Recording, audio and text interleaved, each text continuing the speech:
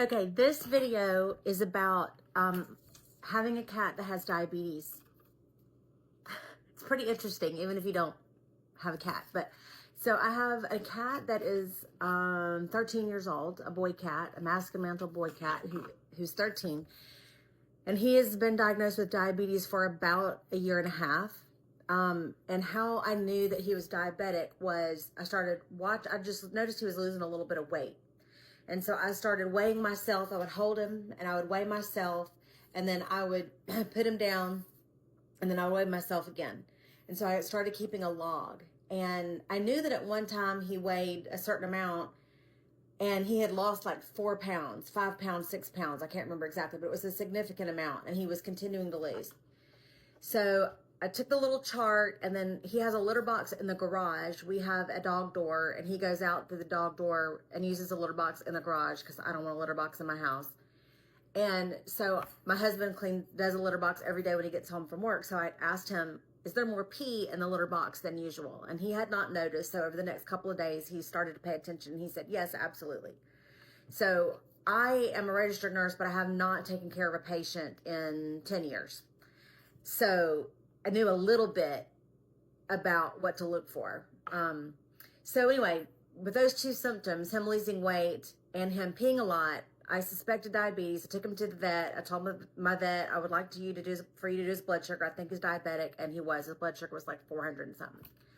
So I just thought there is no way in the world I'm going to be able to give a cat insulin and check a cat's blood sugar. It just sounded impossible to me. So it's been so easy that I decided I would make a video, and I'll do another one about checking his blood sugar. But here I am all hyping him up, but he's probably not going to do it. But I give it usually at 7:30 in the morning, 7:30 in the evening.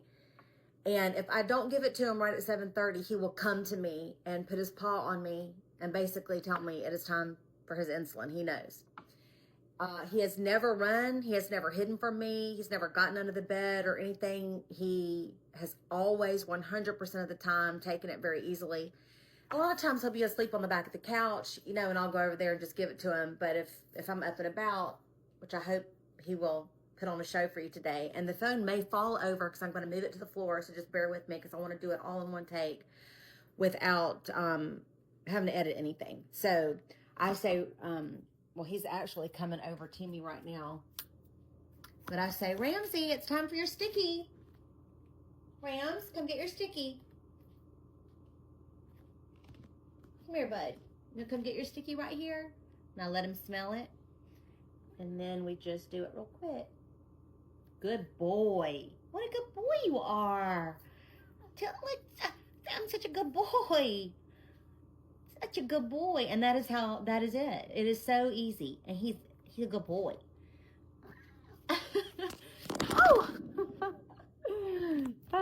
So just wanted to let you know, the only thing I did that I think was like helpful in this process is I draw the insulin up immediately. So I'll use a syringe a couple of times, 3 times, and then I throw it away and use a new syringe because I don't want it to hurt him. So as soon as I'm done giving it to him, I go ahead and draw up the next one, recap it, and I put it in the refrigerator. So because sometimes you're in a hurry the next morning, and I just take it out and call him over or go to him and he takes it.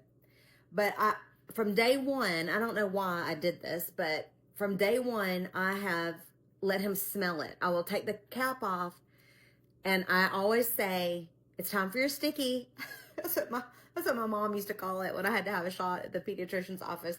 So I say, it's time for your sticky. And then I go to him, and then I let him smell it. And I put it up to his nose, and I let him smell it. And then just do a scruff or do it in the abdomen. Anywhere is fine. You want to, pull up the skin like this and give the shot. And then I always brag on him a lot because he's such a good boy. And sometimes I don't do it super frequently, but a few times a week I will take, and he'll probably come running for this when he hears the door, but I will take a treat out. Ramsey, you want a treat? Yeah, he's right here. He came running. And I like these Sheba. Well, he likes them. And I will take half of one. Rams? Oh, Are you so happy? Yes, he loves it. And let me tell you also, if you have a diabetic cat, the food situation is a big deal. And we went through the whole, science diet, whatever, recommended from the vet. He hated it. And I just started looking for a food online that was high in protein and low in carbs. And I found the brand Tiki Cat. And at first I tried their wet food because he loved wet food before he was diagnosed. And he hated it. And it looks like actual, big pieces of fish and a gravy, and it smells horrible, which you'd think he would like, but he hated it. So I went to the Tiki Cat dry food, and he loves it. And that's all he's been on pretty much since probably the 3rd week after he was diagnosed. And I bought from Amazon, I bought the automatic feeder. I will take you in here and show you the automatic feeder. And you can record your voice. This is the automatic feeder from Amazon. This is the name. VOLUAS, which I guess the name probably doesn't matter. But he gets fed 4 times a day. And you can set up how many servings. So for my cat, he weighs about, let me see if I can remember how much he weighs. I think he weighs about 14 pounds. So I've set up the settings to feed him. He gets 1 serving at 2 a.m., 2 servings at 8 a.m., 1 serving at 2 p.m., and 2 servings at 8 p.m. And I'll give him a little treat, which I don't normally do this, but for the video, I'll do this. I'm going to press the button, and it's going to announce his food, and wherever he is in the house, he will come running. He might not do it right now, but his food's going to go off in 20 minutes. So I'm going to go ahead and feed him, and we'll see what he does. You press this button to make an extra serving come out.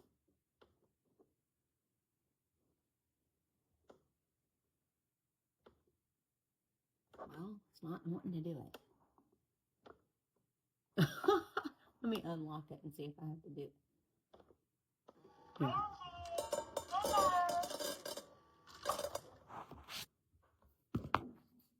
Come on, buddy. he's probably a little off schedule because he knows that he doesn't normally eat this at this time of day. But I tell you, that sucker knows what time of day it is. And if it is 7:30, he will come to me and just put his little paw on me and look at me like, Mom, it's time for my insulin. Don't you know? Thought you went to nursing school.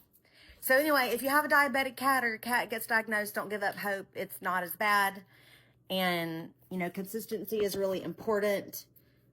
And if you have any questions, let me know.